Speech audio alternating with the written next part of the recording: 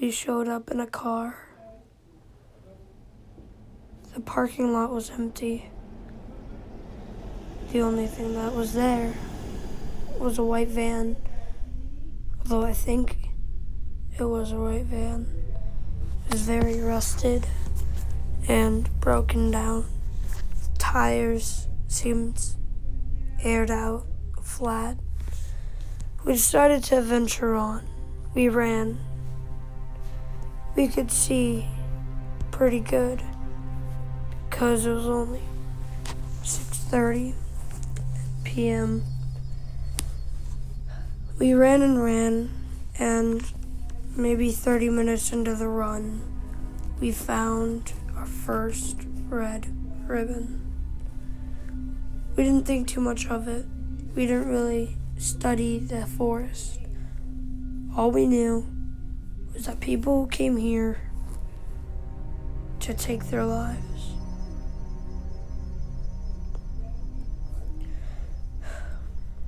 We ran, and soon we found our second ribbon. We then ventured past a string tied around two trees, probably because they didn't want us to pass. We ventured on and on. It was about 8 o'clock now. Got a lot darker. We decided to take out our flashlights so we could see better. Then we decided to take the trail to what we think or thought was a living quarters or tent, and it was. There were two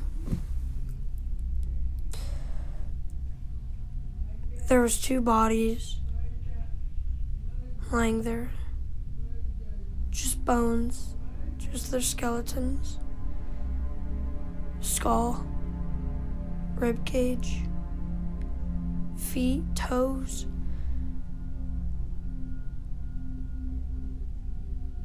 To our left of the tent, there was a lady. Her body, she had clothes on. It was a white dress. She looked pretty, except she was dead. It smelled horrific in there. My friend couldn't stand it. He knelt down and he couldn't breathe. It was hard to breathe for myself, but I don't know. I looked around. I looked back, and he was laying on the ground. He held up his hands to his throat. I knelt down and started pressing on his chest. I kneeled him over my knee and pushed on his back. I didn't know what to do. I took all of my skill in CPR and choking hazard stuff, and I forgot. I couldn't think straight. My friend was dying.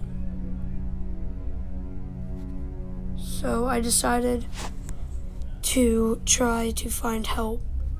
The suicide forest had no service, and soon I came back and he was gone.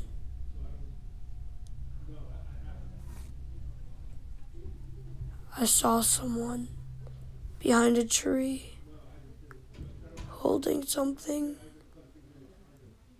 holding a knife perhaps. I don't know.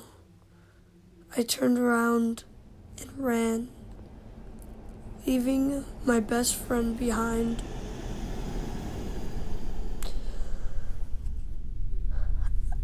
I ran and ran. The ribbons were gone, coming back. It's almost like that person was trying to get us lost. But apparently my friend found him, and he killed him. Or, I don't know, he might still be out there. I ran to my car, I turned it on, and I drove away. I reported it to the police the next day. A search went on for 2 years. They never found him. To this day, I'll always remember my friend. And I'll never go back to the suicide forest.